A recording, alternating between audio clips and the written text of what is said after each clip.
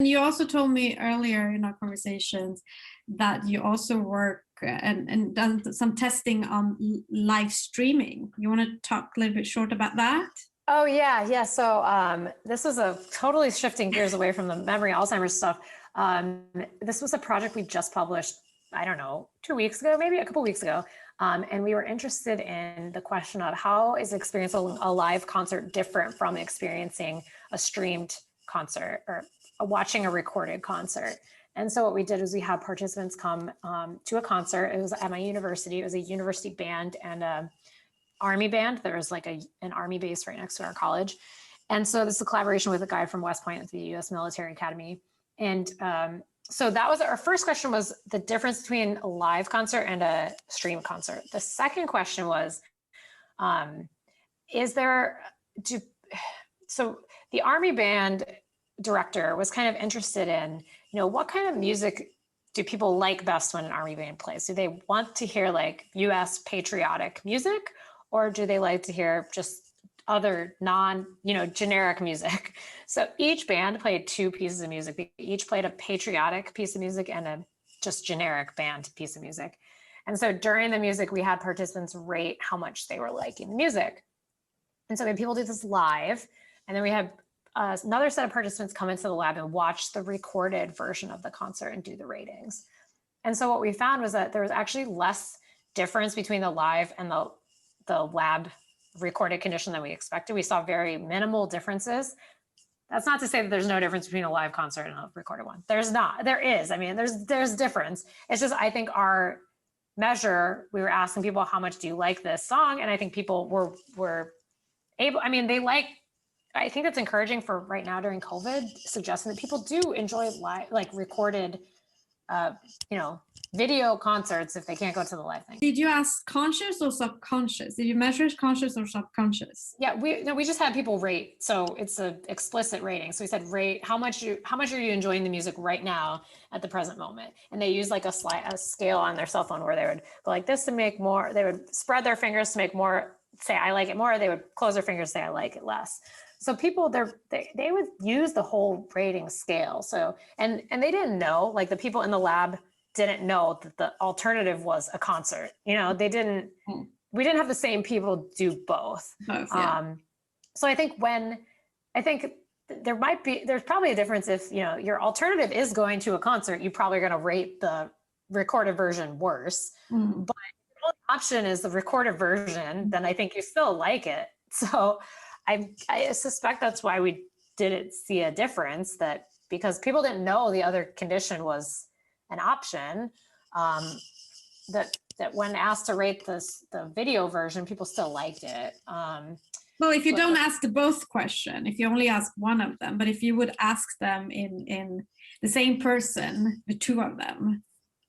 Yeah, so if we had the same person go to the concert and to the lab, they probably would like the lab worse because it's not in the concert. But the reason we didn't do that is because we didn't want people to have heard the same, we wanted them to be hearing the piece for the very first time, because then you have all these repetition effects and there would be an order effect. Like we couldn't, anytime you do an experiment where you have 2 conditions in the same people, you want to balance the order. You don't want everyone doing the concert first and then the lab second. And so we couldn't have balanced anyway. Yeah, we did. Yeah. I don't want to get into the research methods here, but yeah, so we did different groups.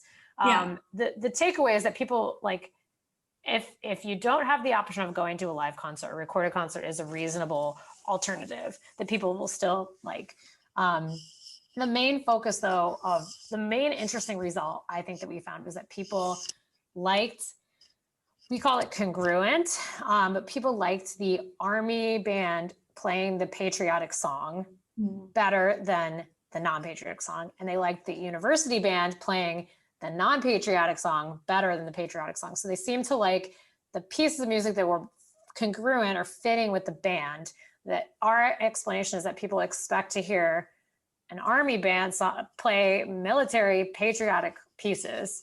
And so I think that, has implications for programming bands, determining what they're going to play. Kind of the idea of congruency, I think does fit with the branding, idea that you want your audio and your visual to kind of match.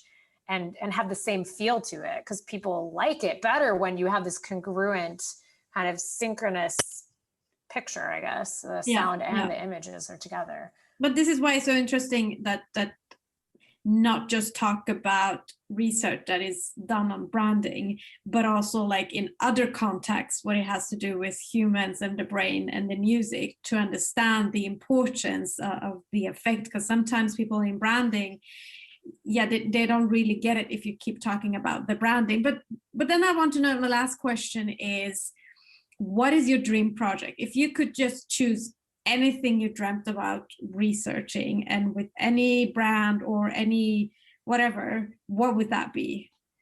Yeah, it's a really good question. It's so funny. I feel like we're kind of limited, by feasibility.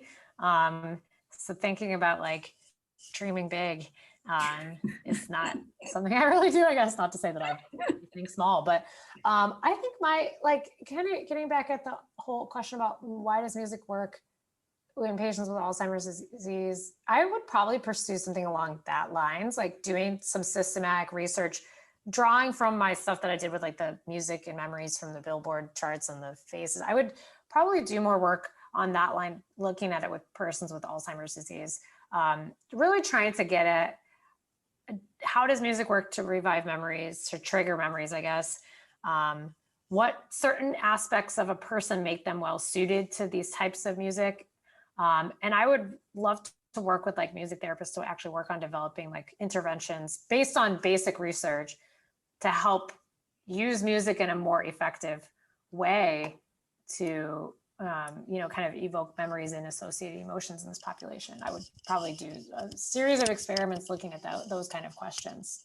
Amy, thank you so much. It's been such a pleasure talking about all your important research, really. Yeah, this was great. Thanks so much for having me. It was fun. You're welcome. And if people want to learn more about you and read your research more in depth, how can they reach out to you? They can go to my website. It's just amybelfi.com. My contact information's on there. Feel free to reach out via email if they have any questions. I'm always happy to talk about these types of things with people. Lovely. Thank you very much. Thanks so much. Well, that's all for today's episode of The Power of Audio, Science and AI. I'm Jasmine Moradi, your host, and thank you very much for listening. Don't forget to subscribe and support by sharing this content on your social media. This episode is supported by Stockholm Music City.